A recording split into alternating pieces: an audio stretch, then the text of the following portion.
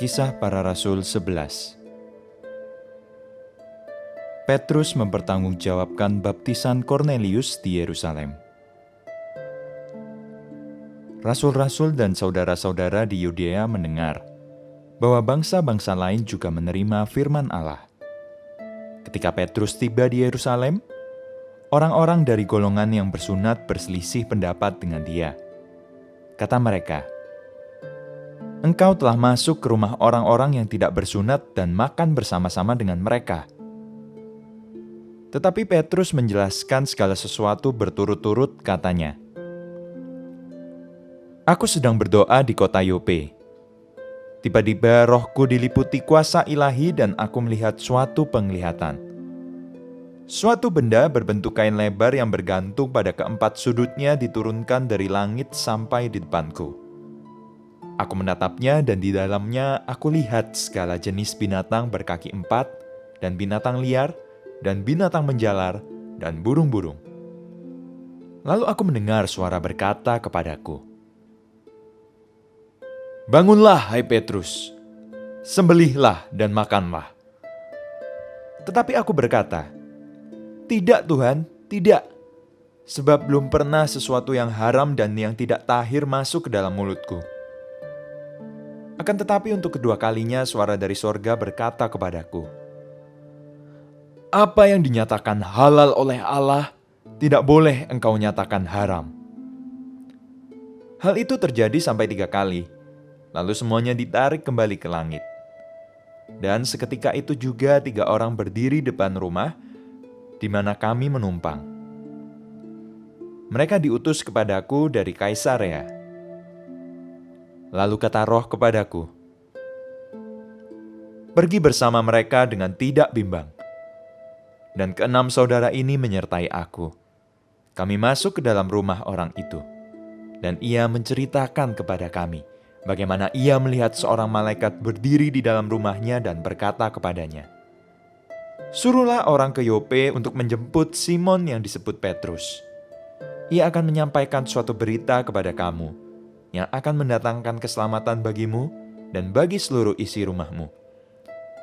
Dan ketika aku mulai berbicara, turunlah Roh Kudus ke atas mereka, sama seperti dahulu ke atas kita. Maka teringatlah aku akan perkataan Tuhan. Yohanes membaptis dengan air, tetapi kamu akan dibaptis dengan Roh Kudus.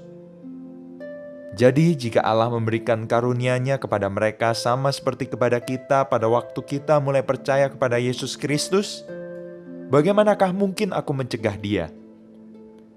Ketika mereka mendengar hal itu, mereka menjadi tenang, lalu memuliakan Allah, katanya. Jadi kepada bangsa-bangsa lain juga Allah mengaruniakan pertobatan yang memimpin kepada hidup. Barnabas dan Saulus ke Antiokhia.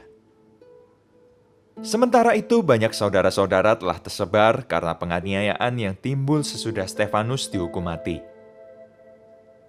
Mereka tersebar sampai ke Fenisia, Siprus, dan Antiokhia. Namun mereka memberitakan Injil kepada orang Yahudi saja. Akan tetapi di antara mereka ada beberapa orang Siprus dan orang Kirene yang tiba di Antiokhia dan berkata-kata juga kepada orang-orang Yunani dan memberitakan Injil, bahwa Yesus adalah Tuhan. Dan tangan Tuhan menyertai mereka dan sejumlah besar orang menjadi percaya dan berbalik kepada Tuhan. Maka sampailah kabar tentang mereka itu kepada jemaat di Yerusalem, lalu jemaat itu mengutus Barnabas ke Antiokhia. Setelah Barnabas datang dan melihat kasih karunia Allah, bersukacitalah ia. Ia menasihati mereka supaya mereka semua tetap setia kepada Tuhan. Karena Barnabas adalah orang baik, penuh dengan Roh Kudus dan iman. Sejumlah orang dibawa kepada Tuhan. Lalu pergilah Barnabas ke Tarsus untuk mencari Saulus, dan setelah bertemu dengan dia, ia membawanya ke Antiokhia. Mereka tinggal bersama-sama dengan jemaat itu 1 tahun lamanya, sambil mengajar banyak orang. Di Antiokhia murid-murid itu untuk pertama kalinya disebut Kristen. Pada waktu itu datanglah beberapa nabi dari Yerusalem ke Antiokhia. Seorang dari mereka yang bernama Agabus bangkit, dan oleh kuasa Roh ia mengatakan, bahwa seluruh dunia akan ditimpa bahaya kelaparan yang besar. Hal itu terjadi juga pada zaman Claudius. Lalu murid-murid memutuskan untuk mengumpulkan suatu sumbangan sesuai dengan kemampuan mereka masing-masing dan mengirimkannya kepada saudara-saudara yang diam di Yudea. Hal itu mereka lakukan juga dan mereka mengirimkannya kepada penatua-penatua dengan perantaraan Barnabas dan Saulus.